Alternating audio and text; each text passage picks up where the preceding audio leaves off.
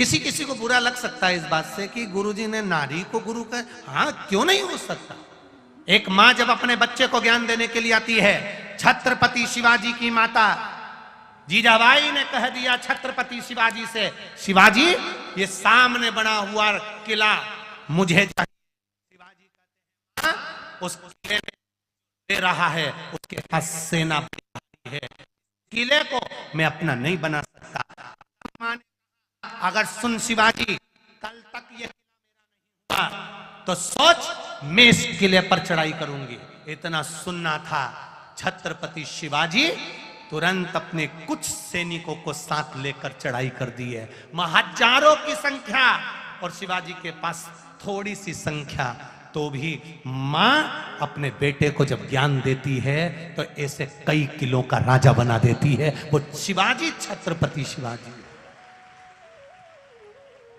एक मां अपने बच्चे को जब ज्ञान देती है साधारण नहीं रखती। एक पत्नी अपने पति को ज्ञान देती है तो सती अनसुईया बन जाती है, सावित्री बन जाती है, अपने पति के प्राण वापस लेकर आ जाती है।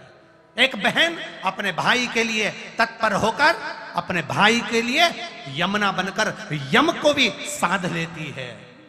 एक बुआ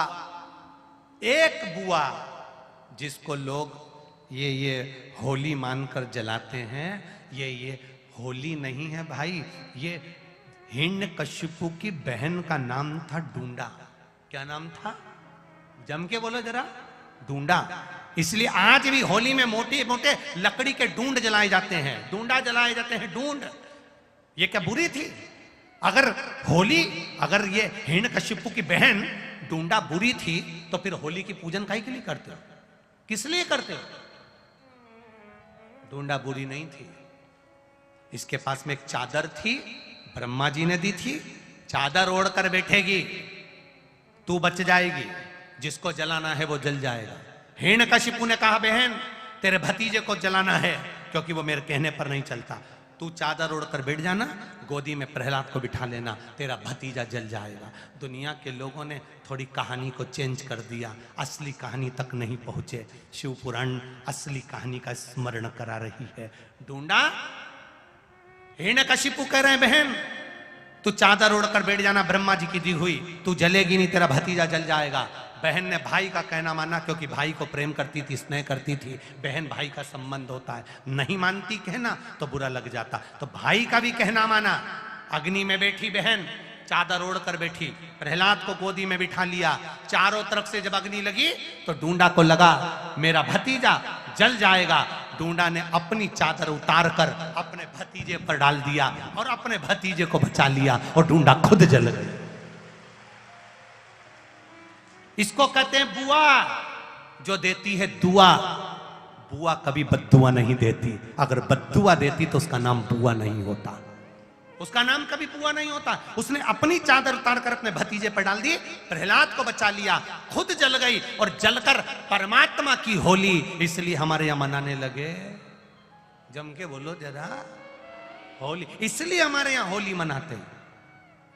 क्यों मनाते?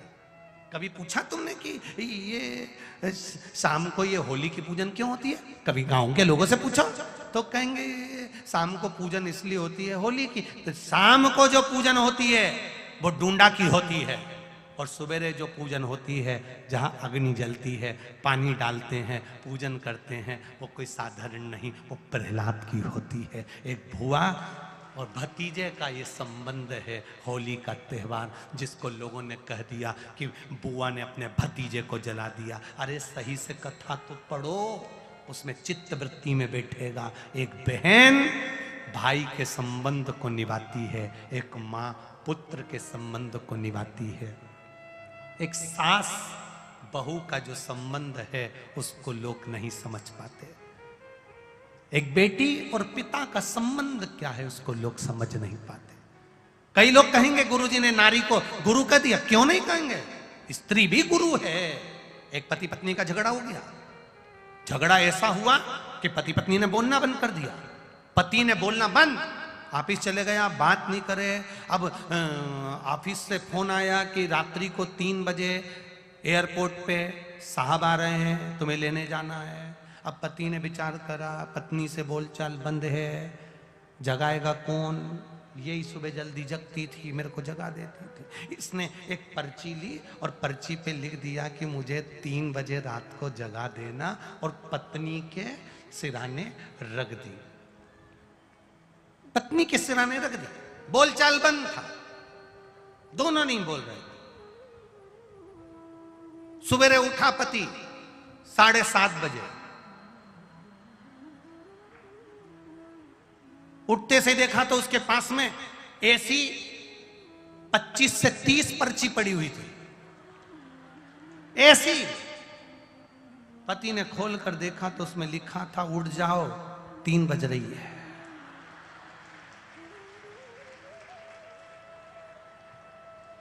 तुम भी नहीं बोले, हम भी नहीं बोले।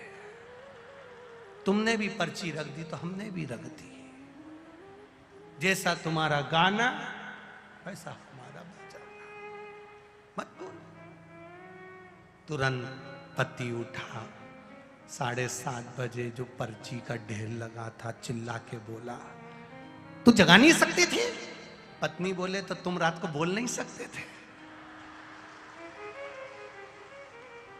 तुम बोलते, नहीं जगाती तो बात दूसरी थी। तुम्हारे लिए तो मैं रात भर जगकर सवेरे उठा सकती हूं, मैं नारी हूं। एक स्त्री में, एक नारी में शिव तत्व आधा भरा हुआ होता है। जितना बल नारी में, धैर्य नारी में, विश्वास नारी में, भरोसा नारी में जितना होता है, उतना पुरुष में भी नहीं हो पाता महाराज। पति का जरा सा सिर दुखता है और वो पूरे घर को हथेली पर उठा लेता है, और पत्नी जिसके गर्भ में संतान होती है, कष्ट पर कष्ट भोगती रहती है, मुख से एक शब्द नहीं कहती है, वो नारी होती है। वो नारी।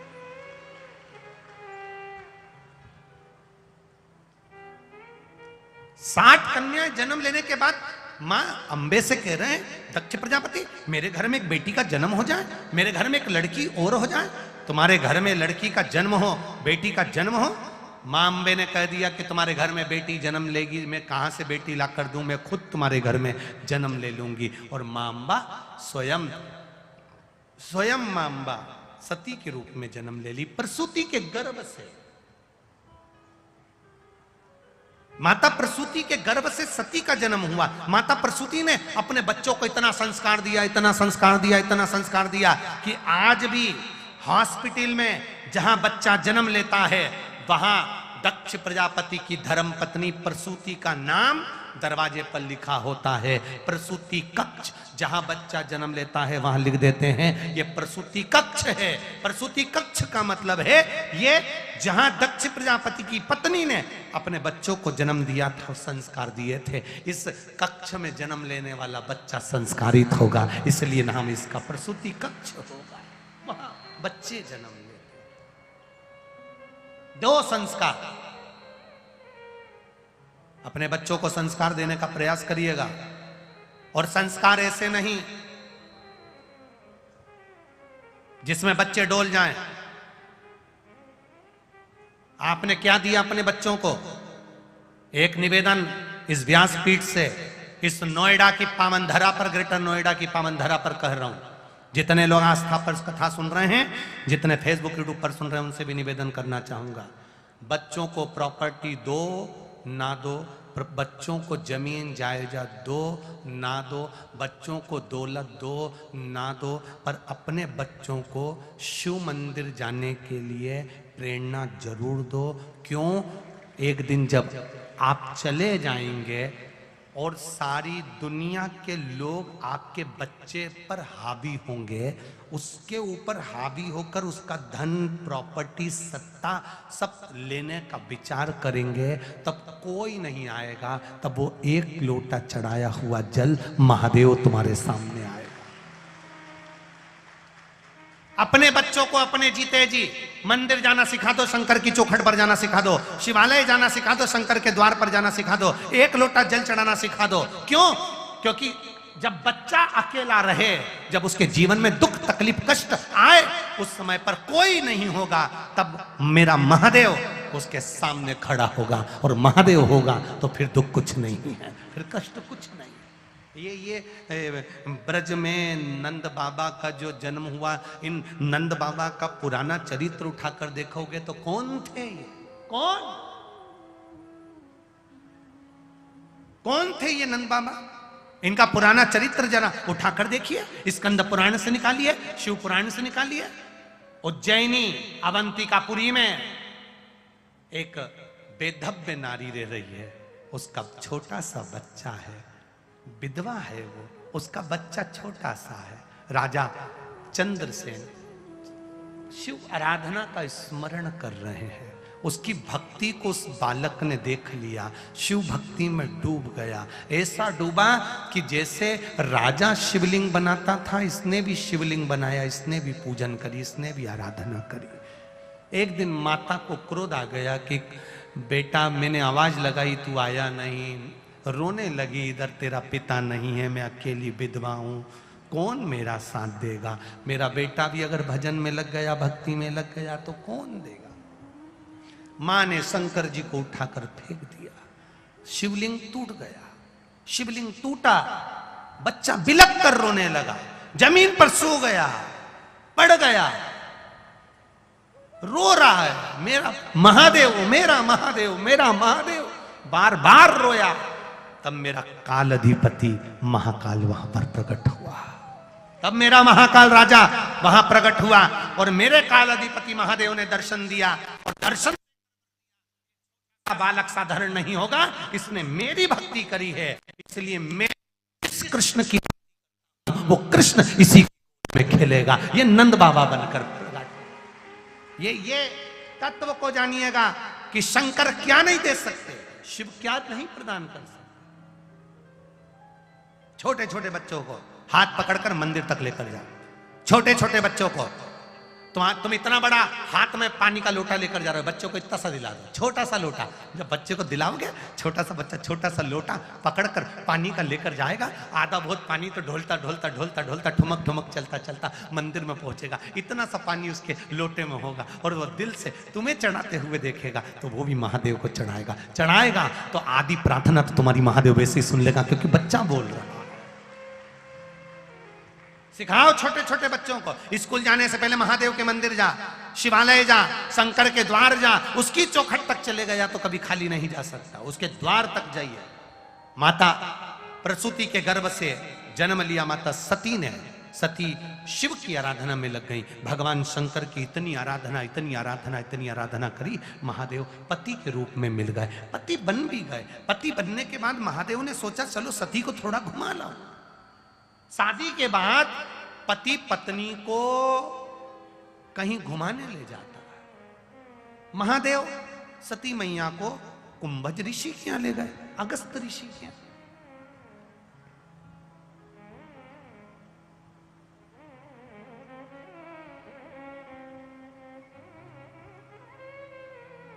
कितना शिव भक्ति का कितना बल प्राप्त हुआ है, जरा विचार करिएगा। जो पिकनिक के स्पॉट बने हुए हैं, जितने पिकनिक की जगहें बनी हुई है, आज की स्थिति में वो सारी पिकनिक की जगह भीड़ नहीं है जितनी भीड़ महादेव के 12 ज्योतिर्लिंग में ब्रज में अयोध्या में बनी हुई। जितनी भीड़ ब्रजमंडल में, जितनी भीड़ अयोध्या में, जितनी भीड़ चित्रकूट में, जितनी भीड़ प्रयागराज में, जितनी 12 ज्योतिर्लिंग में, उज्जैनी काशी आदि की जगह पर बनी। पहले शादी के बाद में लोग घूमने के लिए गोवा ने ना जाने कौन सी बोलते हैं, ये तुम्हारे इधर बहुत सारे बने हुए रहे, इधर दिल्ली के आसपास में। हाँ तुम समझ जाओ बस, बाकी की तो हो जाएगा, ठीक है। तो ऐसे सब दूर जाते थे, पर आज अगर विवाह होता है तो विवाह होने के बाद पहली फरमाइश पत्नी भी कर देती है, वृंदावन चलें क्या, अयोध्या चलें क्या, उज्जैनी चलें क्या, काशी चलें क्या। ये भीतर से भाव जागृत होता है, भीतर से भाव। इस पूरे पंडाल में तुम देख लो, 90 साल की, 80 साल की, 85 साल की तो थोड़ी होगी, 60 से नीचे वाली ढेर सारी बेटी मिल जाएंगी, ढेर। और जरूरी है, बहुत जरूरी है। बहुत बुजुर्ग हो गए 90 साल के, 80 साल के, और तुम सोचो कि तुम सुधर जाओ, तो तुम भले मत सुधरो, तुम्हारे घर की बहुओं को, बेटियों को सत्संग कथा में जाना चाहिए, उनकी पीढ़ी को सुधारना है, आने वाली जो पीढ़ी है वो सुधरे। अब तुम सुधर के करोगी भी कि अब तो सुधरने का समय हो गया, सुधर भी जाओगे तो क्या अवस्था। बुढ़ापे का सबसे बड़ा गुण है चुप रहना, बुढ़ापे का सबसे बड़ा आभूषण है मौन रहना, बुढ़ापे का सबसे बड़ा रतन है चुप रहो। जितने चुप रहोगे उतने पूजे जाओगे, उतने पूजे जाओगे, उतने। एक 5 कुंटल का, 5 टन का एक घंटा और एक छोटा सा घंटा, ये छोटा घंटा तो कोई भी बजा दे, पर जो बड़ा घंटा होता है ना, उसको केवल हिलाने में दम निकल जाए तो वो कोई से नहीं बजे, तो लोग क्या करते हैं, बस घंटे का पांव पड़ते तो चल देते हैं। बस तुम्हें भी घर में वो सासू बनना है जो बड़ा घंटा, बोलो ही मती ज्यादा, जितना बोलोगे उतना सुनना पड़ेगा। इसलिए क्या किसको रोइए, चादर तान के सोइए, आग लगे बस्ती में, अपन रहो मस्ती में। कई माताएं कहती है, कई गुस्से में आकर के देती है, जिस दिन मैं मर गई ना, आटे दाल का भाव मालूम पड़ जाएगा, वो तो मैं हूं तो सब चल रहा है, वो तो मैं हूं तो सब संभाल रही हूं। और जो ऐसा कहनी तो उससे कह देना आधा घंटा मरी जा, जमर आधा घंटा मर के देख लो, उससे अच्छा सोचा, उससे अच्छा विचारा। शिव महापुराण की कथा एक बात कहती है, देवाधिदेव महादेव अपने भक्तों से कहते हैं कि अपने कर्म को करने में पीछे मत हटना। ये कभी मत सोचना कि ये छोटा है कि ये बड़ा है। एक बार अगर हिम्मत हार भी गए, दूसरी बार फिर तैयार होकर खड़े हो जाओ, दूसरी बार हार गए, तीसरी बार तैयार होकर खड़े हो जाओ। एक ना एक दिन परमात्मा आपको आपकी मंजिल तक पहुंचा ही देगा, ये निश्चित था, वो भेजेगा, मंजिल तक पहुंचा देगा।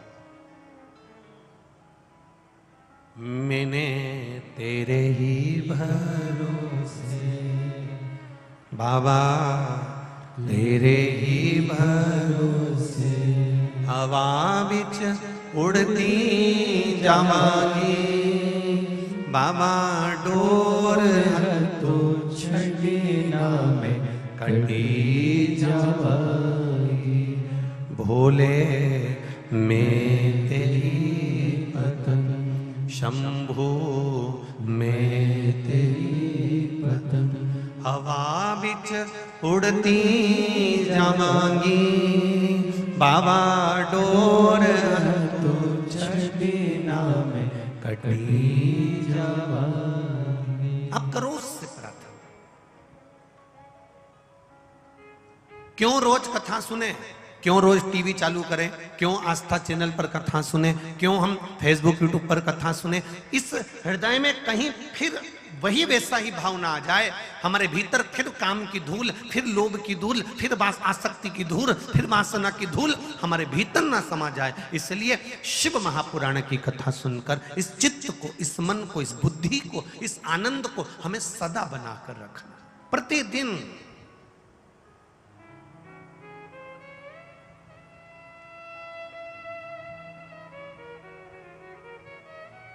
जैसे एक घर में बेटा होता है और एक घर में बहू, बेटा और बहू दोनों होते हैं, तो जब भी कोई बात करता है तो लोग कह देते हैं ये इसकी दुल्हन है।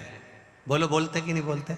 जम के तो बोलो, बोलते हैं ना, ये इसकी दुल्हन है, ये इसकी लाड़ी है, ये इसकी बहू है। मतलब और कभी किसी ने बात बात में ये कभी नहीं कहा कि ये इसका दूल्हा है, ये इसका लाड़ा है, ये इसका स्वामी। तो ऐसा नहीं बोलते, हमारे यहाँ बोलते हैं तो कहते हैं ये इसकी दुल्हन है। मतलब उसकी शादी को 40 साल हो गए, उसकी शादी को 30 साल हो गए, उसके बाद भी वो दुल्हन की दुल्हन ही है।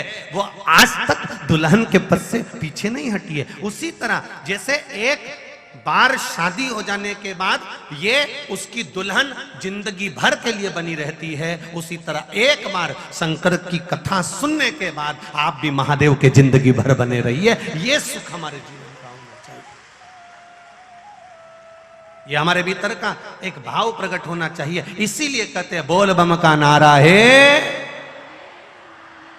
बाबा एक सहारा है। आप जब जब परमात्मा के पास में जाएं, आप जब जब शिवालय तक जाएं, आप जब जब शंकर की चौखट तक जाएं, आप जब जब मंदिर तक जाएं, आप जब जब भगवान की कथा तक जाएं, तब आपके भीतर ये भाव प्रकट होना चाहिए कि मेरा बाबा एक मेरा सहारा बनकर चल रहा है, मेरा बाबा मेरा अपना बनकर चल रहा है। ये मुझे डूबने नहीं देगा, ये मुझे नष्ट होने नहीं देगा, ये मुझे बर्बाद होने नहीं देगा, ये मुझे थाम लेगा।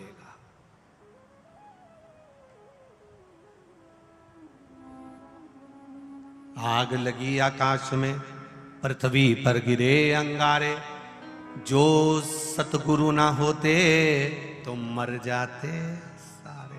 वो संभाला है, उसने संभाल रखा है, उसने बचा रखा है। कभी अपनी चित्तवृत्ति में ये लेकर मत आना कि मैं अकेला, कभी मतलब कभी नहीं।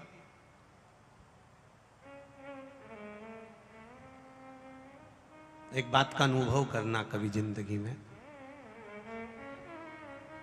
हम तो करते ही रहते हैं, आप भी अपने जीवन में एक अनुभव करिएगा।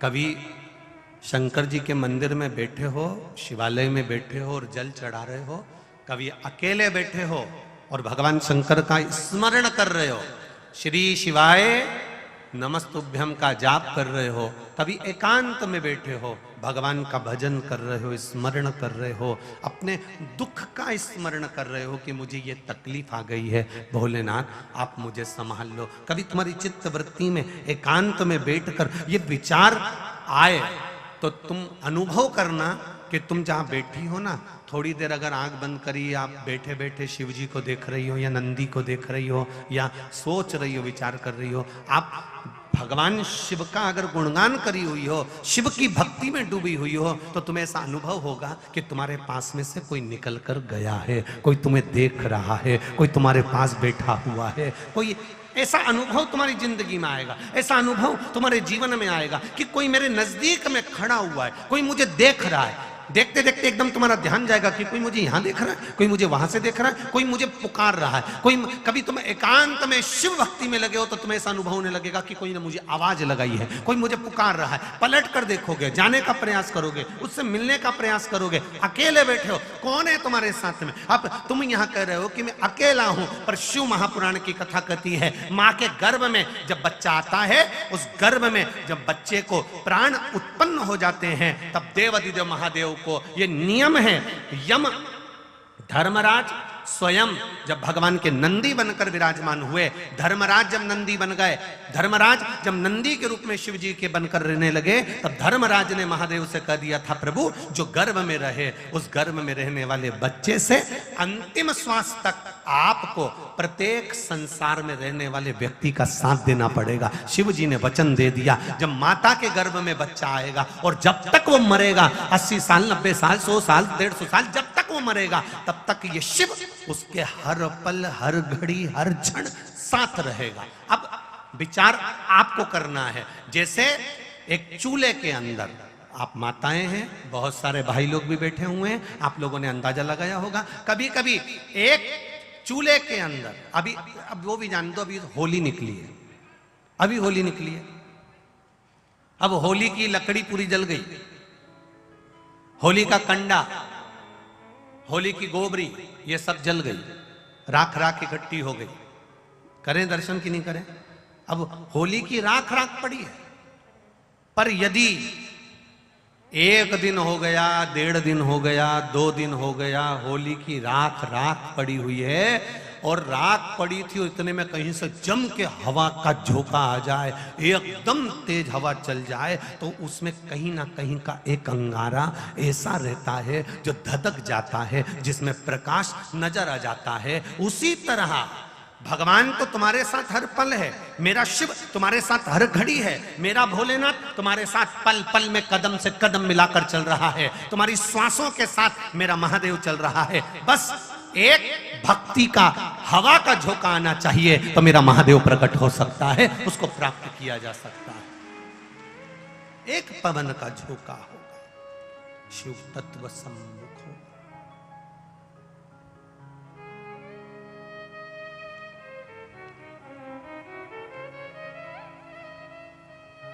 महाराज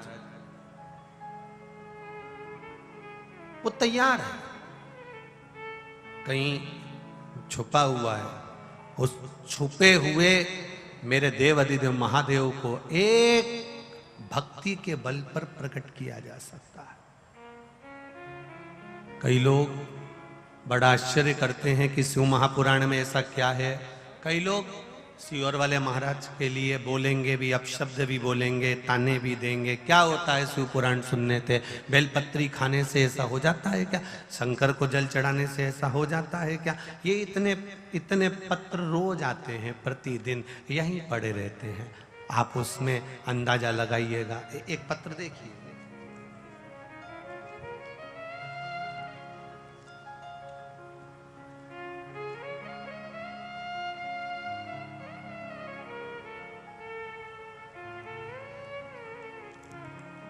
सारी डॉक्टरों की रिपोर्ट भी उन्होंने लगाई है इसमें। मेरा नाम राम किशोर है और मेरी पत्नी का नाम माया है और हम ग्वालियर के रहने वाले हैं। गुरुजी कहीं बैठे हो तो हाथ हिलाइएगा। कहीं बैठे हो? राम किशोर है, मेरी पत्नी का नाम माया है, हम ग्वालियर के रहने वाले हैं। कहीं बैठे हो तो हाथ हिलाइए। आप ही हैं? दोनों हाथ हिला दो ऐसा एक बार। मेरी पत्नी का नाम माया है, मैं ग्वालियर का रहने वाले हैं। गुरुजी मेरी पत्नी को आंचल में चेस्ट का कैंसर हो गया था, कैंसर की गठान हो गई थी। डॉक्टरों ने कहा ऑपरेशन करना पड़ेगा।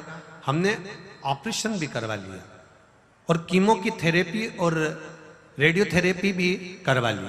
और इसी बीच हम सीहोर भी गए और वहां से रुद्राक्ष भी लाए। और फिर अचानक से मेरी पत्नी को पैरालिसिस का अटैक भी 2 बार आया और डॉक्टर ने सिर का MRI कराया, उसमें सिर में 2 गठानें और बताई। और गुरुजी डॉक्टर ने जवाब दे दिया कि अब यह ठीक नहीं होगी। और इतनी ज्यादा हालत खराब हो गई कि बिस्तर से उठना भी मुमकिन नहीं हो गया। पर हमने विश्वास रखा था महादेव पर। हम भी कुबेरेश्वर धाम का रुद्राक्ष लेकर आए थे, हमने भी इलाज करवाया और डॉक्टर से कहा आप आपका काम करो। पर डॉक्टर ने कह दिया हमारी कोई जवाबदारी नहीं है, क्योंकि अब ये जिंदगी भर उठ नहीं पाएगी। अब इसका शरीर ऐसा कैसा ही रहेगा, क्योंकि सिर में 2 गांठ है और उसका ऑपरेशन होना भी मुश्किल है। डॉक्टर ने जवाब दे दिया था आपके रिश्तेदारों को बुला लो और इनको एक बार मिलवा दो। गुरुदेव 2/11/2023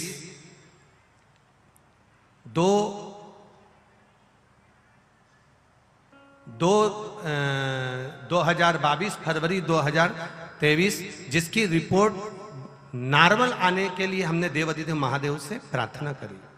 गुरुदेव CT स्कैन कराया, डॉक्टर ने साफ मना कर दिया, हमारे रिश्तेदारों को मिलने का बोल दिया कि इनको एक बार मिला दो। आप गुरुदेव वो रुद्राक्ष आप उनके यहाँ से लाए, वो शिवजी के कलश में गलाकर शिवजी को चढ़ाना और उस पानी को इसको मुख में लगाना। डॉक्टर मना कर रहे हैं। हमने कहा आप कह रहे हो कि रिश्तेदारों को मिला दो, तो हम उसको गंगा जल ही दे रहे हैं, इसे समझ लो कि अब वो जाने वाली है। हम रोज जल चढ़ाते, वो जल उसको देते, एक बेलपत्री शिवजी पर चढ़ाकर उठाकर लाते, वो उसके पास रख देते। बाबा की कृपा से 15 मिनट के बाद जो जांचें चालू होना हुई, सारी रिपोर्टें नॉर्मल आना प्रारंभ हो गई और पत्नी ठीक होना प्रारंभ हो गई और बाबा की कृपा से आज स्वस्थ है। आइए साथ में, हाँ हाथ ऊंचा कर दो एक बार। श्री शिवाय नमस्तुभ्यम। बाबा की कृपा से हम यहाँ प्रणाम करने आए हैं, बाबा ने उनको वापिस भेज दिया। एक लाइन बहुत अच्छी लिखी है आपने, ओ भोला सब दुख काटो, ओ भोला, बैठिए, सब दुख काटो। शिव तत्व है महाराज। आपका विश्वास, एक एक कदम मेरा महादेव आपके साथ में चल रहा है।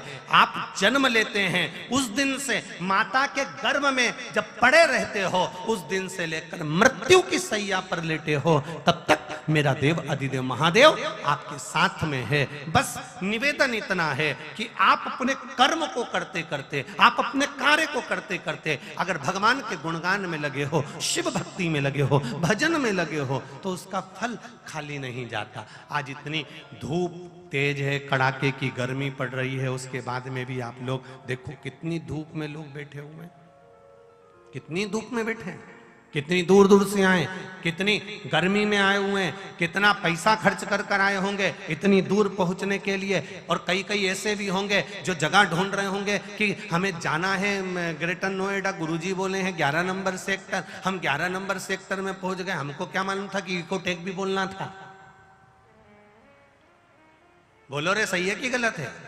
वहां पहुंच गए, वहां से फिर आए, फिर इधर उधर ढूंढते ढूंढते 2-2 ढाई-ढाई घंटे हो गए। कोई कोई सुबह 9 बजे का निकला और ढूंढते ढूंढते ढूंढते ढूंढते ढूंढते ढूंढते तब जाकर यहाँ पहुंचा। कोई 8 बजे का निकले तब यहाँ पहुंचे। जरा विचार करिएगा, आप कथा को नहीं ढूंढ रहे हो, आप सीहोर वाले महाराज को नहीं ढूंढ रहे हो, आप मेरे महादेव को ढूंढ रहे हो। वो मिल जाए,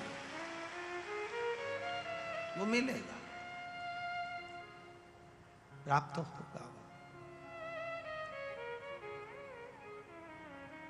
ये भले तुम नीचे लटका कर आए हो, पर जितना बड़ा तुम्हारा पल्लू है ना, उससे दुगना भरकर भेजेगा, निश्चित है, निश्चित। बुलाता जरूर है, उसकी कृपा, उसकी करुणा, उसकी उदारता, उसकी दया होती जरूर है। आप पुकारो उसको,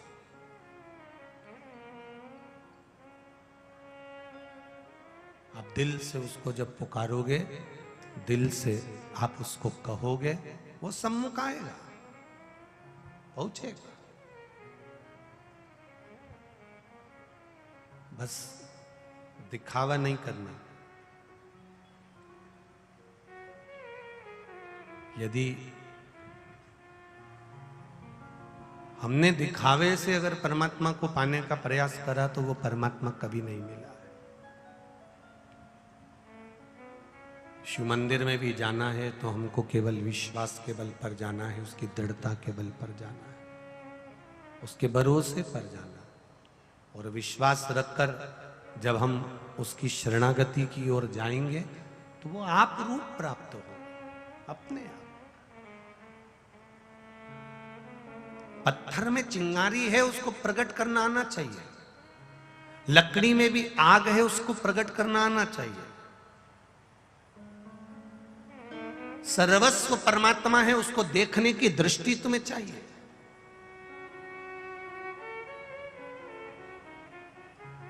और जिस दिन ये दृष्टि आपके भीतर आ गई, अरे कितने तरह के लोग कथा में पहुंचते हैं साहब, आप देखो, उनका अंदाजा लगा, उनका विचार करिए। कितने लोग कथा में पहुंचते हैं। कोई भगवान की कथा सुनने के लिए आएगा, कोई भजन करने के लिए आएगा, कोई भोजन करने के लिए आएगा, कोई यहाँ आएगा तो ये देखने के लिए आएगा कि व्यवस्था कैसे चल रही है, कोई आएगा तो आधिकाधिक धन के लिए आ जाएगा, कोई तुम्हारा मोबाइल के लिए आ जाएगा, कोई संपदा के लिए आ जाएगा, कोई आएगा तो कोई तुमको अपशब्द कहने के लिए आएगा। तो ये सब तरह का संसार है, सारी दुनिया विचित्र विचित्र लोगों से बनी। पर आप क्यों ना परमात्मा की भक्ति करो। आग लगे बस्ती में, जम के बोलो जरा, अपन रहो क्या किसको रोइए। भगवान की भक्ति में लगे रहो, भजन में लगे रहो, स्मरण में लगे रहो, संकीर्तन में लगे रहो। दुनिया कहे, कहने दो। माँ उमा, माता पार्वती, माँ उमा काशी से 15 किलोमीटर दूर बैठी शिव की भक्ति में। शूलटंकेश्वर महादेव का स्मरण किया। बाबा आके खड़े हुए, मांगो तुम्हें क्या चाहिए।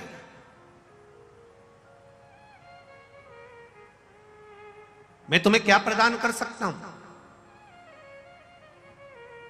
जिसका नाम ओघड़ दानी है, जिसका केवल नाम ओघड़ दानी है, वो कोई साधारण नहीं है।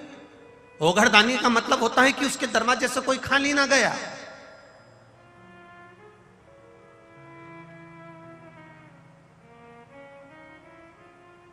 कोई खाली ना जाए उसके द्वार से। इतना देने वाला, इतना देने वाला कि वृक्ष के ऊपर एक शिकारी बैठा हुआ है और वो शिकारी पांव से उसके बेलपत्री की पत्तियां टूटकर नीचे शिवालय पर जाकर गिर रही थी। एक एक बूंद पानी जब पी रहा था, होठों से टपक कर नीचे जा रहा था और शिवालय पर गिर रहा था।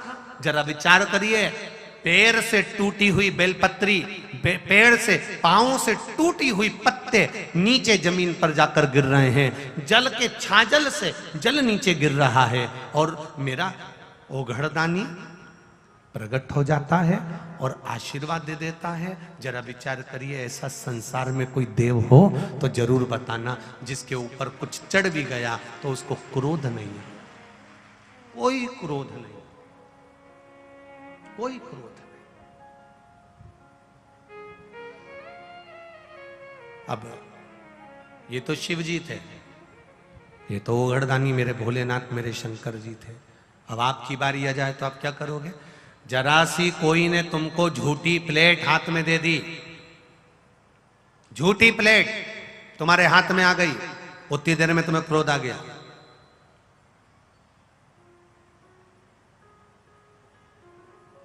कप में चाय पी, पड़ोसन ने कह दिया ये कप मेरा भी ले जा, उतने में क्रोध आ गया, उतने में गुस्सा। जरा सा झूठा पात्र तुम्हारे पास आया और तुम्हें क्रोध आया। किसी ने झूठा पानी तुमको पीने को दे दिया, तुम्हें क्रोध आया। किसी ने झूठी थाली तुम्हें खाना खाने के लिए दे दी, तुम्हें क्रोध आया। तुम्हें झूठा दूध का गिलास किसी ने दे दिया, आधा पिया और आधा तुम्हें दे दिया, तो तुम्हें क्रोध आया। पर मेरे महादेव को, मेरे ओघड़दानी को, मेरे देवाधिदेव महादेव को मिला। शिवजी जानते हैं संसार में अच्छा कहां है, मिलेगा तो झूठा ही मिलेगा, झूठा।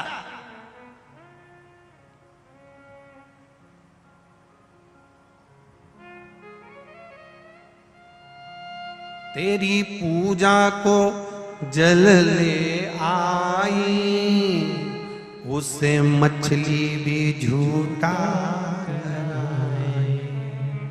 तेरी पूजा में दूध ले आई, उसे बछड़ा भी झूठा कराई। तेरी पूजा में फूल ले आई, उसे भंवरा भी झूठा कराई। तेरी पूजा में शक्कर, मिश्री, पेड़ा, लड्डू ले आई, उसे चींटी भी झूठा कराए। झूठा कैसे चढ़ाऊं तुझे, कैसे रिझाऊं महादेव, भोले कैसे करूं तेरी सेवा, कैसे करूं। अब किसी ने, माता पार्वती जी ने कहा कि फूल भंवरे ने झूठा कर दिया, पानी मछली ने झूठा कर दिया, दूध बछड़े ने झूठा कर दिया, लड्डू चींटी ने झूठा कर दिया। अब इतना सब ये झूठा झूठा है और आप पर चढ़ रहा है तो भी आप प्रसन्न हो जाते हो। शंकर भगवान ने कहा यही तो संसार है, यही संसार।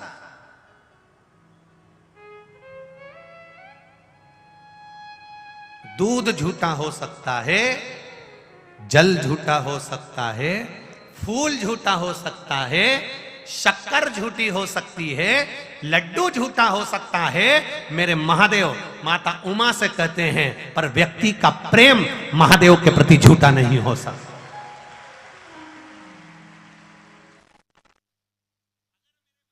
है तो प्रेम से आता है। मेरे मन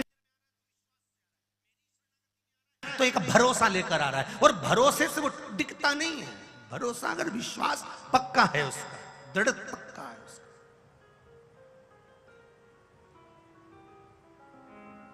एक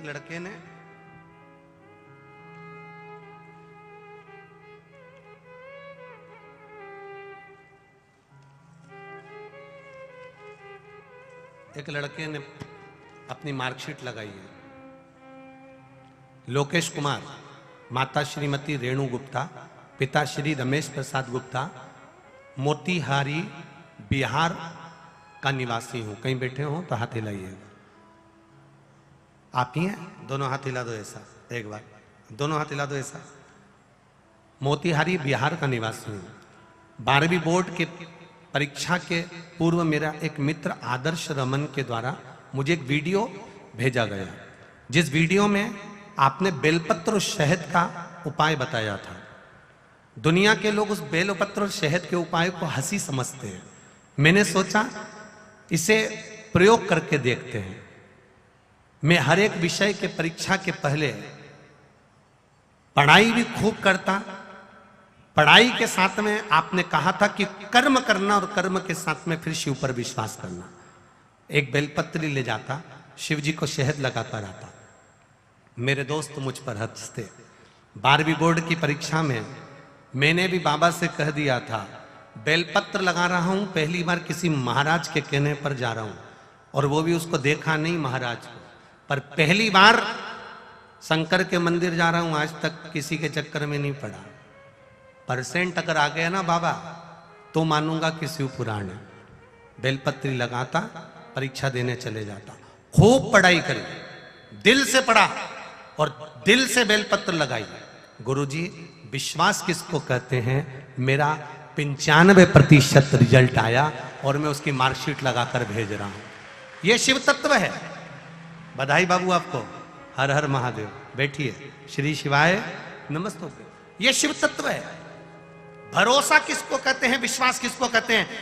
जल झूठा हो सकता है, दूध झूठा हो सकता है, चढ़ाने वाला पुष्प झूठा हो सकता है, मिठाई चींटी की झूठी हो सकती है, पर आपका शिव के प्रति प्रेम और विश्वास कभी झूठा नहीं हो सकता। आप करो उसके प्रति, लगाओ, आप लगो उसकी दृढ़ता में, उसके भरोसे।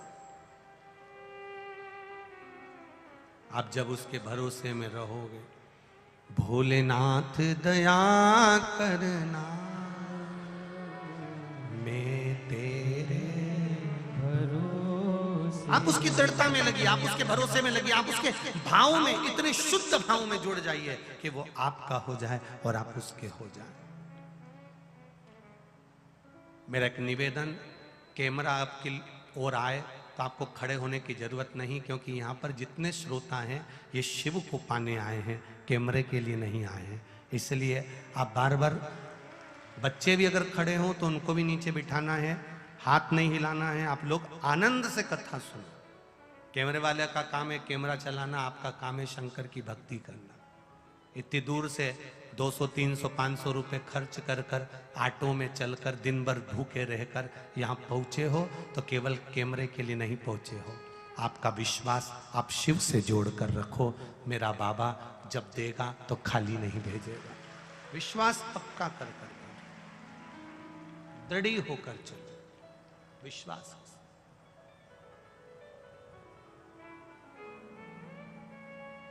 हम भी इतनी दूर से, सीहोर से अगर नोएडा तक आए हैं तो ये केवल आप लोगों के बीच में अगर पहुंचे हैं तो कुछ शंकर भगवान की कृपा होगी, करुणा होगी कि वो कुछ अच्छा चाहता होगा आप लोगों के लिए, इसलिए उसने पकड़ कर बुला लिया, इसलिए उसने बुलाया है। अपने समय का मूल्य समझो, वो जीवन एक आनंद हो जाए। करो विश्वास, भरोसा पक्का रखे। मेरे बाबा दया करना, मैं तेरे भरोसे, मेरे बाबा दया करना, मैं तेरे भरोसे, ना घर के भरोसे ना परिवार के भरोसे हूँ, ना घर के भरोसे हूँ, ना परिवार के भरोसे हूँ, मेरे बाबा दया करना,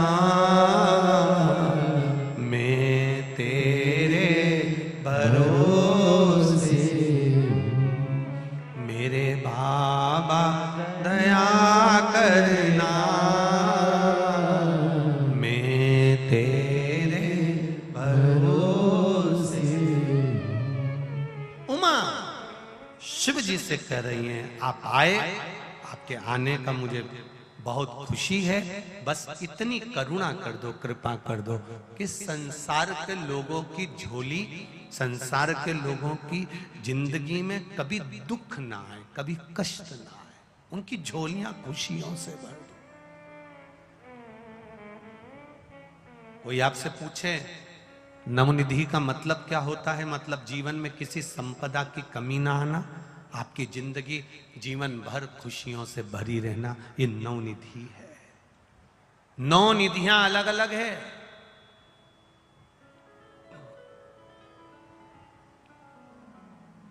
ये नवनिधि आप दे दीजिए, आप प्रदान कर दो। भगवान बोले नहीं नहीं उमा, पहले भी तेरे पास से मैं चले गया था, मेरा जाने का कारण केवल इतना था कि मैं ये नवनिधि किसी को दे नहीं सकता, मैं नहीं, क्योंकि इनका विश्वास दृढ़ ही नहीं है।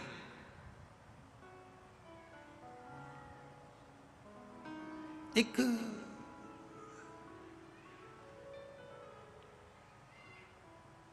बहुत पैसे वाला सेठ व्यापार करने जाता है, नाव से व्यापार करने के लिए जा रहा है,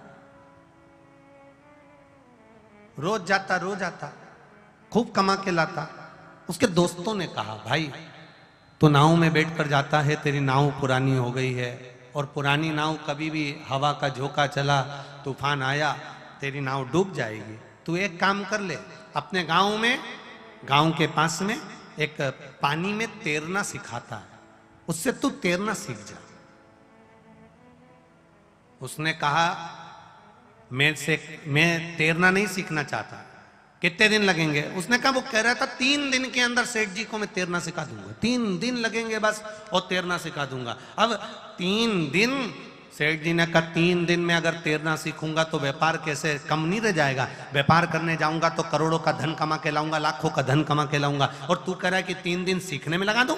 मैं सीखना विकना नहीं है। तो मैंने उस तैरने वाले व्यक्ति से पूछा, मान लो अगर कोई तैरना नहीं सीखे, मेरा दोस्त अगर तैरना नहीं सीखे तो क्या करना चाहिए? उसने कहा, तुम्हारे दोस्त को कह देना 2 खाली पीपे ऊपर से वेल्डिंग कराकर उसका छेद बंद कर खाली पीपे को नाव में रख ले, तो कभी अगर तूफान आएगा तो वो खाली पीपे पकड़कर पानी में अगर कूद भी गया तो उसको भले तैरना नहीं आता तो भी वो बच जाएगा, मरेगा नहीं।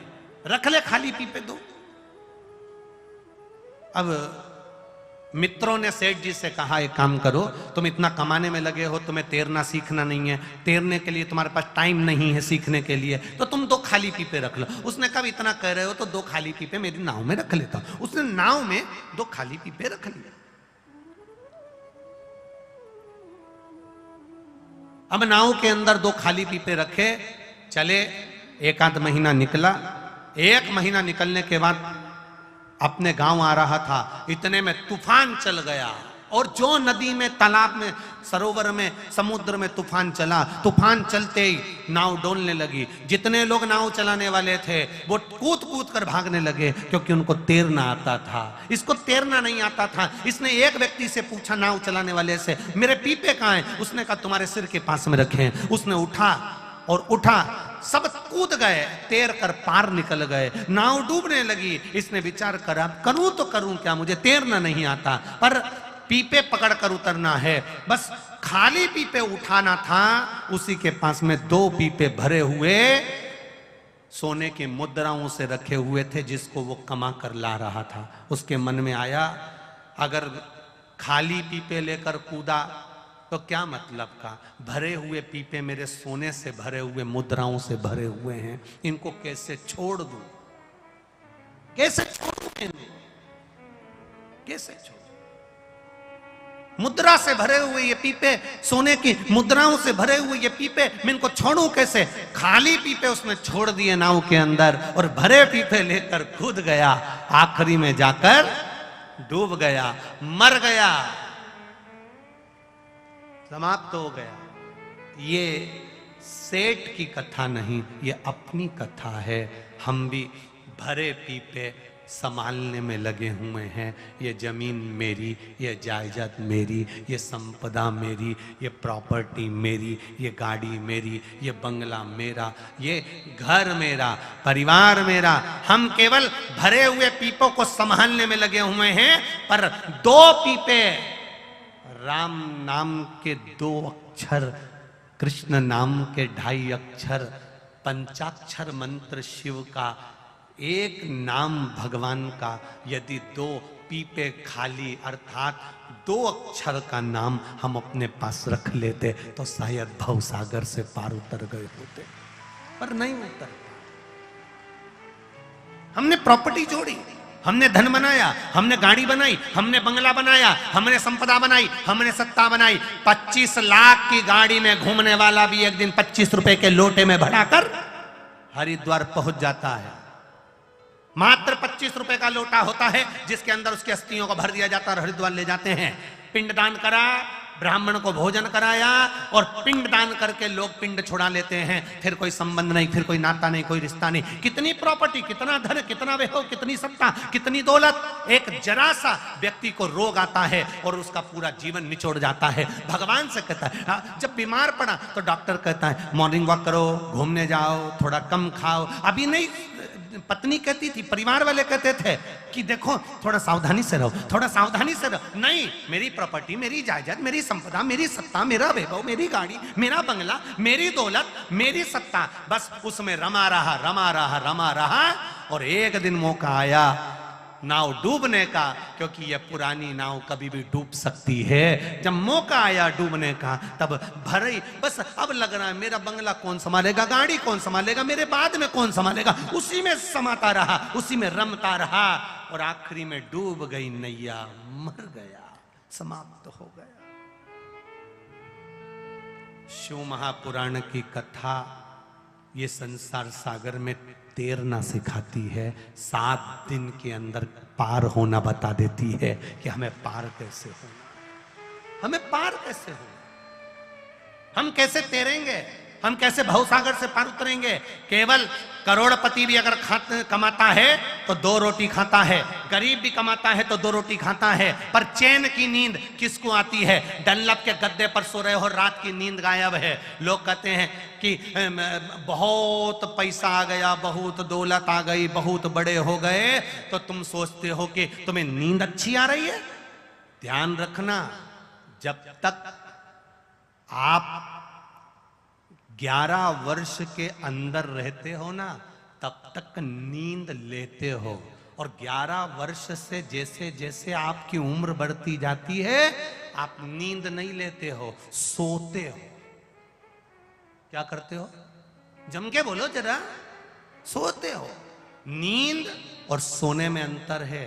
जब बच्चा सोता है ना, उसको सोना नहीं कहते, वो नींद में रहता है, अलमस्त, कभी मुंह चलाता रहता है, कभी बिटनी हाथ के अंगूठे को पीता रहता है, पांव पटकता रहता है, एक करमट से हाथ रखकर सोता रहेगा। ये बच्चा जब तक छोटा है तब तक वो नींद ले रहा है। जब तक तुम छोटे हो, परमात्मा की कथा में जब तक तुम बैठे हो, समझ लेना कि तुम नींद ले रहे हो, और संसार में जब पड़े हो तो समझ लेना कि केवल सो रहे हो, नींद नहीं आ रही। कितना वैभव लोगों के पास में है पर सो रहे हो, नींद नहीं है।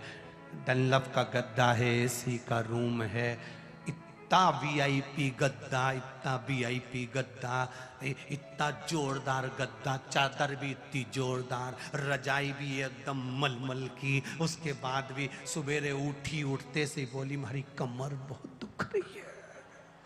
उठते से जब गद्दा इतना जोरदार है, रजाई इतनी जोरदार है, चादर इतनी जोरदार है, एसी लगा हुआ है, रात्रि को एक गिलास दूध भी पीकर सोए हो, खूब जोरदार दोनों टाइम का भोजन मिल रहा है, चकाचक खा रहे हो, अच्छे कपड़े पहन रहे हो, बाथरूम में सब कुछ रखा हुआ है, डेंटिंग पेंटिंग का सामान। आजकल तो साबुन भी नहीं रखते, ऐसा डब्बा लगा देते, दवा उसमें से निकालो, पोत के फिर नहा लो। विचार करो जरा, कितना विचित्र है। कितना वीआईपी बना दिया कि साबुन भी मलने की जरूरत नहीं, क्योंकि साबुन उठाने में भी तुमको कष्ट नहीं होना चाहिए। तो आजकल कौन सा एक वो ऐसा आ गया, दीवार पे टंगा रहता है और उसकी बटन यूं दबाओ, निकालो और पूरे शरीर पे पोत पुता के और नहा लो। क्या बोलते हैं उसको? हाँ, जो भी बोलते हो तुम समझ जाओ, बस नोएडा वाले, खत्म काम है। तुम्हें समझ में आ गया नहीं तो अपने को सब बात समझ में आ गया हो, बस ना लो। कितना वीआईपी। और बच्चा कुचा, पहले के समय में नेपकिन टांगते थे कि हाथ पोंछ लेंगे, आज के जमाने में उसकी भी मशीन आ गई, बस हाथ धो के न्यूज कर दो, ने सूखी गया। अब इतना वीआईपी, इतना वीआईपी, इतना वीआईपी, इतना वीआईपी, घड़ी भी कंपनी की, चादर कंपनी की, कपड़े कंपनी के, मरोगे तब कफन कौन सी कंपनी का होगा ये तुमको भी नहीं मालूम है। कौन सी कंपनी का पहनोगे, किसको मालूम है। लिख कर जाना, बांस कंपनी का लाना। 4 बांस, 40 कंडे, 4 कंधे तो कोई भी दे देगा। और जिंदगी भर हम यही सोचते रहे हमारा कौन साथ देगा, कौन साथ देगा, कौन साथ देगा। कोरोना महामारी ने सबको दिखा दिया, जो अपने थे वो भी दूर हट गए थे। कोई नहीं जाता है, कौन पहुंचता है, कोई नहीं। अंत समय प्रभु आना पड़ेगा, वचन दिया तो निभाना पड़ेगा। आए ना आए प्रभु कुटुंब कबीला, अंत समय प्रभु आना पड़ेगा। संसार का बड़ा विचित्र नियम है। माता उमा ने भगवान महेश से कहा, आप नवनिधि संसार के लोगों को दे दीजिए, इनको सारा सुख दे दीजिए, कोई दुखी ना हो, कोई की आंख में आंसू ना हो, कोई रोए ना, ऐसा संसार के लोगों को दे दो। भगवान महेश ने कहा, नहीं हो सकता, ये नहीं हो सकता।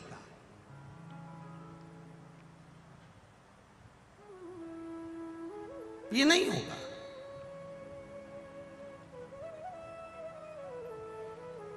क्योंकि कर्म के अनुसार फल दिया जाता है। आप दुनिया की लेखनी पलट सकते हो, क्या कर्म गति नहीं पलट सकते?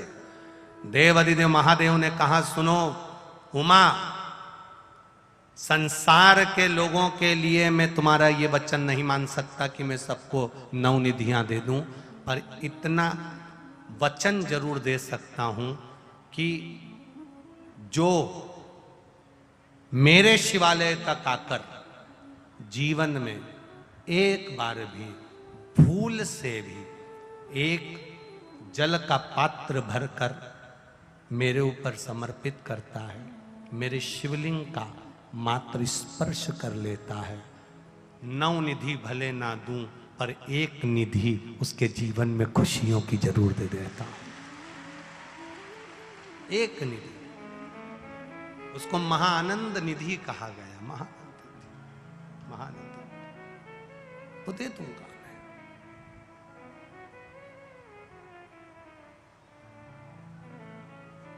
आप उसके मंदिर तक गए हो, उसके देवालय तक गए हो,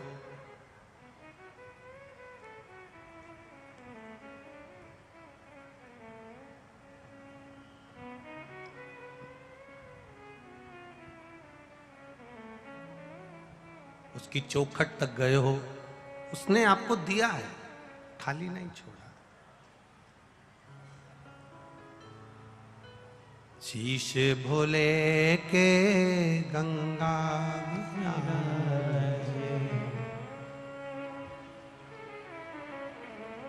महाराज शिव भक्ति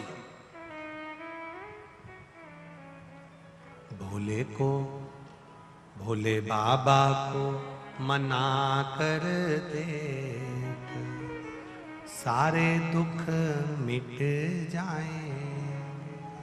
आप भक्ति में जब रमे, भजन में जब रमे, संकीर्तन में जब रमे, कीर्तन में जब रमे, शिव की भक्ति की ओर जब रमते हैं तो शिव एक निधि आपको दे देते हैं, एक निधि।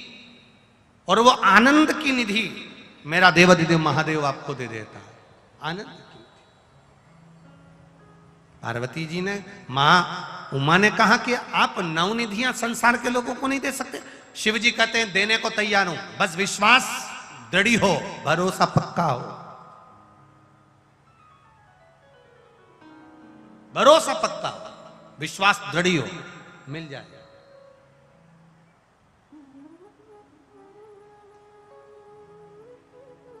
डमरू देखा है? डमरू, अरे बोलो, जम के बोलो जरा। देखा है? उसको ऐसे पकड़कर ऐसे ऐसे बजा देते हैं, देखा हो आपने? वो बजाया भैया ने, ठीक है। अब वो डमरू जो बजता है ना, उसमें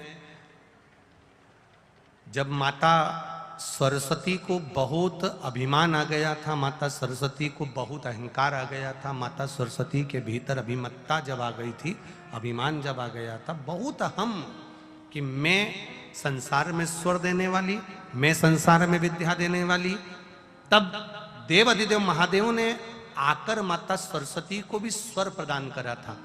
14 बार डमरू का नाद कर कर माता सरस्वती को स्वर दिए थे।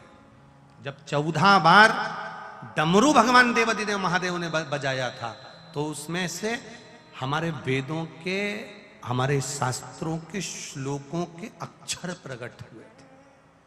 अर्थात शिव महापुराण की कथा कहती है, केवल शिवालय में जाकर शंकर भगवान का मात्र स्पर्श कर लेने से, मात्र स्पर्श कर लेने से, केवल मात्र स्पर्श कर लेने से सारे वेद, सारे पुराण, सारे शास्त्रों का सुख हमारे जीवन में प्राप्त हो जाता है, मात्र शिवालय में शिवलिंग का स्पर्श कर लेने से। और ध्यान से सुनिएगा, अगर मान लो शिवालय को स्पर्श नहीं कर सकते, शिवलिंग का स्पर्श नहीं कर सकते, तो शंकर भगवान के मंदिर की जो चौखट है, शिव मंदिर, जहां पर मणिभद्र विराजमान होते हैं, भगवान शंकर के गण विराजमान होते हैं, द्वारपाल विराजमान होते हैं, जिन्होंने राजाओं को मणि तक प्रदान कर दी, ऐसे राजा, ऐसे द्वारपाल जहां पर विराजमान होते हैं, ऐसे द्वार की चौखट का भी मात्र स्पर्श। मान लो किसी किसी मंदिर में शंकर जी का शिवलिंग नहीं छीने देते, कोई कोई कर्नाटक साइड चले जाओ, दक्षिण साइड चले जाओ, तो शिवलिंग को हाथ नहीं लगाने देते। अगर मान लो शिवलिंग का स्पर्श भी ना करने दें, शंकर भगवान का शिवलिंग छूने भी ना दें, तो उसकी चौखट तो है ना, उसका द्वार तो है, उसकी चौखट तो है।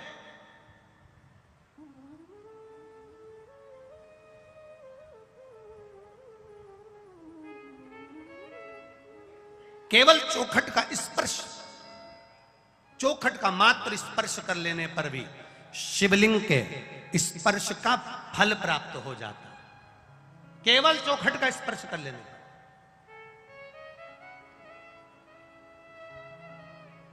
अब ये उमा पब्लिक स्कूल के अंतर्गत ये कथा हो रही है सिसोदिया परिवार।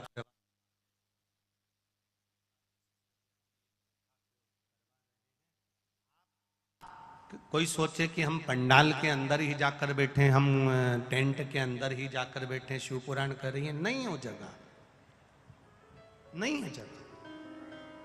आप जहां बैठे हो, कहीं छांव मिल जाए, कहीं दरवाजे के बाहर, कहीं चौखट पर, जहां बैठे हो वहां की भूमि को भी अगर आप केवल छूकर मस्तक से लगाकर, जब तक 7 दिन शिव पुराण चले तब तक इस धरा का मात्र स्पर्श कर कर मस्तक पर भी लगा लिया तो समझ लो कि कैलाश पर्वत की रज तुम्हारे पास में है। कैलाश पर्वत की रज तुम्हारे पास है।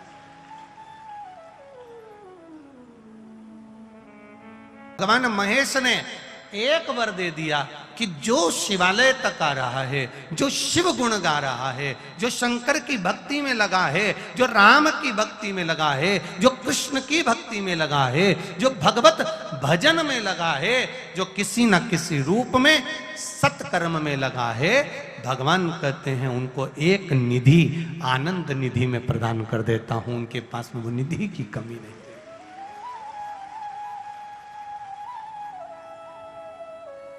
आपकी करी हुई प्रार्थना, आपका करा हुआ भजन खाली नहीं जाता। अब माता उमा ने कहा कि 9 निधियां एक साथ मिल जाए, ऐसा कोई क्रम हो। शिवजी कहते हैं मेरे अंश से, मेरे अंश से माता अंजना के गर्भ से एक बालक जन्म लेगा जिसका नाम, जम के बोलो, हनुमान होगा। वो बालक जो हनुमान होगा,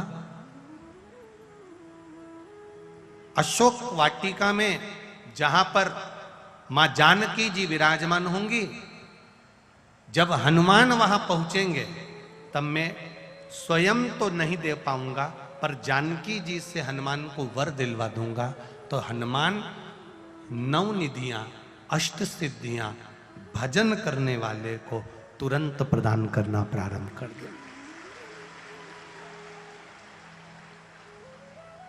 और आया शंकर सुमन केसरी नंदन, शंकर भगवान के ही स्वरूप में। कोई तुमसे कहे कि हनुमान जी अलग हैं, कोई तुमसे कहे राम जी अलग हैं, कोई तुमसे कहे कृष्ण अलग हैं, कोई तुमसे कहे कि शंकर अलग हैं, कोई तुमसे कहे देवियां अलग है, कोई तुमसे कहे देवता अलग हैं। शिव महापुराण की कथा कहती है 33 कोटि देवी देवता सब एक हैं। हमने इनका विभाजन कर दिया है अपनी सोच से, अपनी बुद्धि से, अपने चित्त से हमने इनको अलग कर दिया। एक पत्र आया है, देखिए।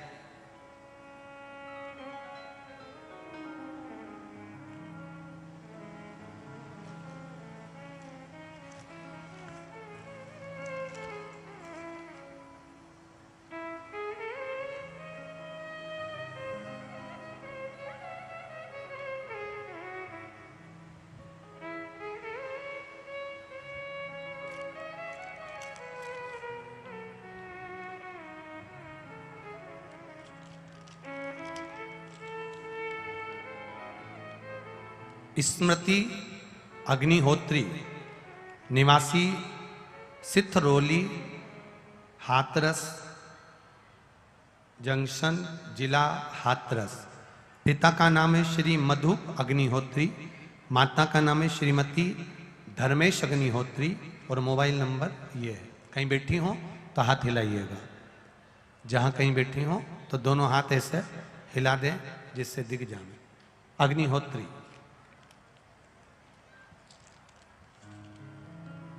स्मृति अग्निहोत्री, सिथरौली, हाथरस जंक्शन, जिला हाथरस। कहीं बैठी हो तो अपना हाथ जरूर हिलाएं, जहां कहीं भी बैठी हो। आपने लिखा है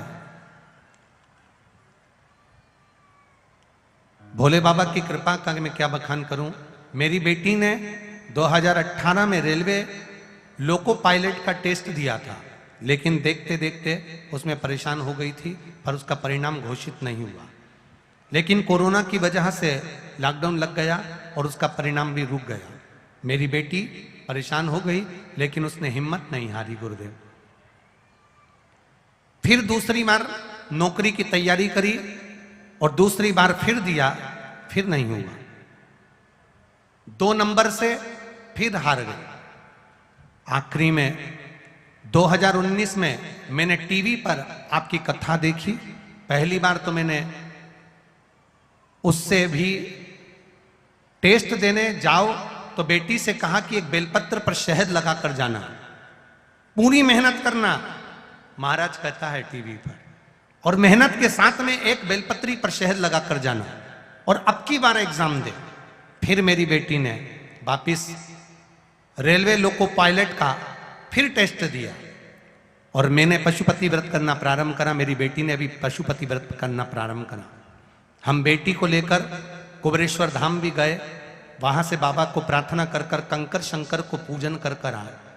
कुबेरेश्वर धाम की धरा पर बैठे बाबा से विनती करी, जिस दिन मेरी बेटी लोको पायलट बन जाएगी हम प्रणाम करने आएंगे। गुरुदेव 3 बार बेटी ने एग्जाम दिया, सालों से लगी हुई थी, 2 साल 3 साल हो गए थे, पर बेटी निकली नहीं। अब की बार फिर लोको पायलट का एग्जाम के लिए बैठी और बाबा की कृपा, एक शहद और बेलपत्री का परिणाम और मेरे बाबा की कंकर शंकर की भूमि का परिणाम, मेरी बेटी छत्तीसगढ़ बिलासपुर में रेलवे लोको पायलट की पोस्ट पर विराजमान। यह शिव तत्व है, योग घड़ी है, कैलाशी अविनाशी। आपकी चित्तवृत्ति, आपका भजन, आपका कीर्तन, आपका मंत्र जाप, आपका स्मरण आपको सुख देता ही है। करो भजन। पत्र तो इतने सारे हैं कि इनको बांचेंगे तो कथा ही रह जाएगी। आप खुद, और मेरा विश्वास कहता है आपके भीतर भी शिव समाया है। और अगर आप चित्त वृत्ति से, मन से अगर कथा कर स्पान कर रहे हो, भले आस्था चैनल पर सुन रहे हो, फेसबुक यूट्यूब पर सुन रहे हो, भले इस भूमि पर बैठकर सुन रहे हो, पर दिल से, मन से आपने अगर कहा कि भोला सब दुख काटो हमारा, ओ भोला सब दुख काटो हमारा, सुनेगा, सुनता है। शिव जी ने वर दे दिया। स्वयं के अंश से अंजना माता के गर्भ से शिव प्रकट हुए और शंकर स्वयं हनुमान के रूप में प्रकट होकर फिर संसार के लोगों को नवनिधियां देने के लिए आतुर। पर माता उमा जी ने कहा, हे बाबा, हे भोलेनाथ, हे त्रिकालदर्शी, हे कैलाशी, हे अविनाशी, ऐसी कृपा करिए ना इसकी संपूर्ण जगत का कल्याण हो जाए।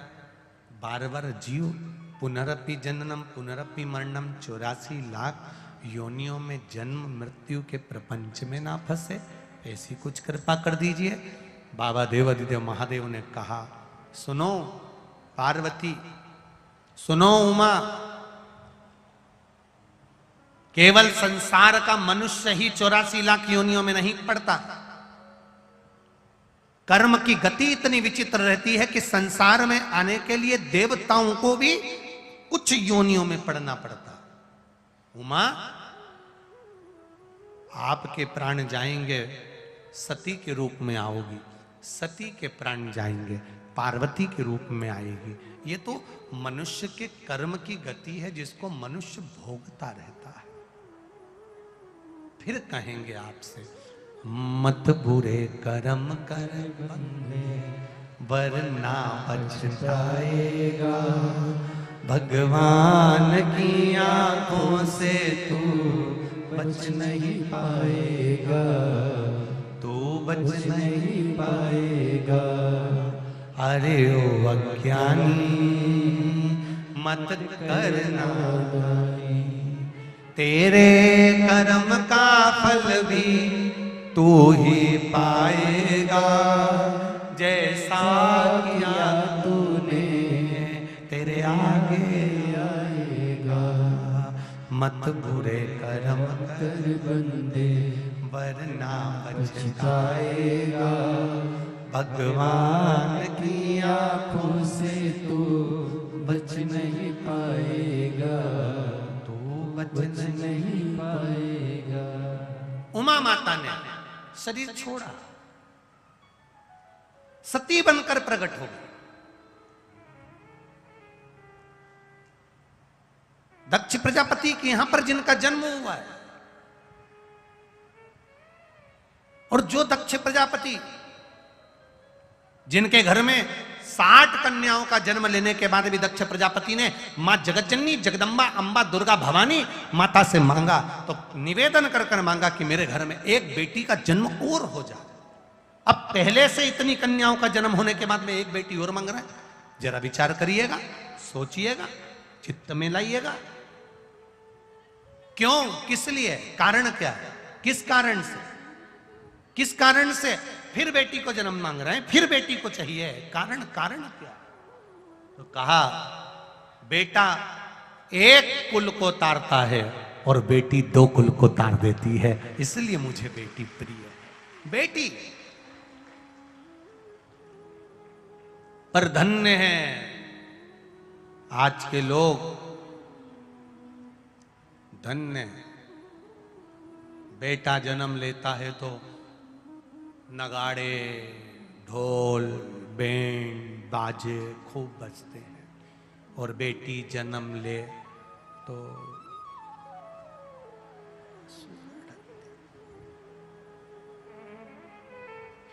एक बात कहें, एक बात शायद लोगों को बुरी भी लग जाए, पर लग जाए तो वो तो जिंदगी हो गई लगते लगते, अब क्या करे उसको। एक बात कहना चाहेंगे, भले लोगों को लगे तो लग जाए, पर इतना जरूर कहेंगे, घर की मां, घर की बेटी, घर की बहू, घर की सास, घर की ननंद, घर में रहने वाली जो भी नारी हो, शिव महापुराण की कथा कहती है नारी पुरुष का आधा हिस्सा है, तो शिव पुराण कहती है कि नारी भी किसी गुरु से कम नहीं होती है, वो मार्ग बताने वाली